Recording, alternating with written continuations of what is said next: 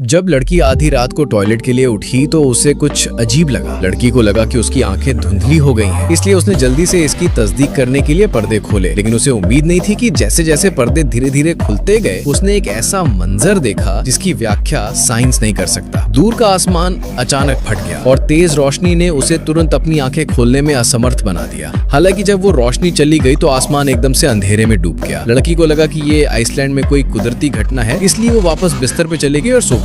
अगले दिन उसका बॉयफ्रेंड उसे उठाने आया। दोनों ने 7 दिन की ट्रिप की प्लानिंग की थी। जब वे ब्रेकफास्ट के लिए नीचे जाने लगे तो देखा कि रिसेप्शन पर वेटर अब तक काम पर नहीं आया था। दोनों ने सोचा शायद वे बहुत जल्दी उठ गए हैं, तो उन्होंने जैकेट पहने और बाहर घूमने निकल गए। लेकिन जैसे ही वे होटल से बाहर निकले सामने का मंजर देखकर हैरान रह गए। पूरा शहर थोड़ा डरावना और खामोश लग रहा था, जैसे सब लोग गायब हो गए। लड़की ने सोचा शायद ये कोई लोकल फेस्टिवल है, तो उन्होंने इधर उधर देखना शुरू किया। लेकिन जब तक वे सेंट्रल स्क्वायर तक पहुंचे कोई भी इंसान नहीं दिखा। ये जगह सबसे बिजी एरिया हुआ करता था, लेकिन अब वहाँ सिर्फ वे दोनों ही थे। इस अजीब माहौल ने दोनों को बेचैन कर दिया। उन्होंने आसपास के सभी स्टोर्स और यहाँ तक कि गांव वालों के घर भी देखे, लेकिन दोपहर तक उन्हें कोई नहीं मिला। पूरा शहर एक डरावनी चुप्पी में डूबा था। फिर वे एक रेस्टोरेंट में गए, लेकिन वहाँ का सामान वैसा ही पड़ा था जैसा रात में था। हकीकत जानने के लिए लड़के ने टीवी ऑन किया, लेकिन सारे चैनल्स पर सिर्फ कल के ही प्रोग्राम्स चल रहे थे। उसे अजीब लगा और उसने न्यूज चैनल लगाया, लेकिन स्क्रीन पर सिर्फ स्नो आ रहा था। अब दोनों को एहसास हुआ कि शायद शहर में बस वे दो ही बचे हैं। लड़की ने अपना मोबाइल निकाला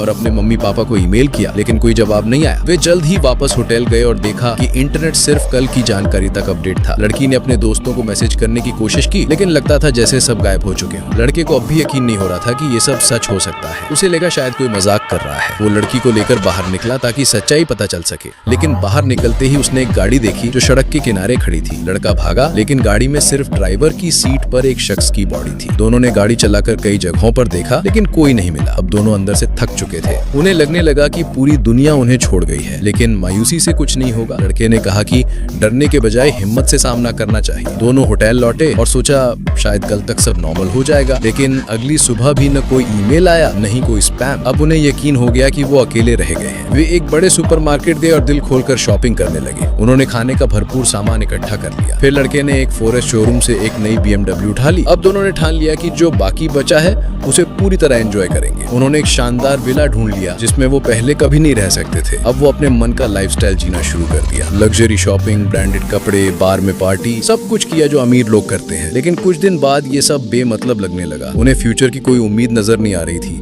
और समझ नहीं आ रहा था कि ये बुरे सपने से कब बाहर निकलेंगे। इसी वजह से दोनों ने अब सब कुछ छोड़कर नेचर में जीने का फैसला किया। अब वे बिना किसी शर्म के जिंदगी को खुलकर जीने लगे। लेकिन अच्छे दिन ज्यादा नहीं चले।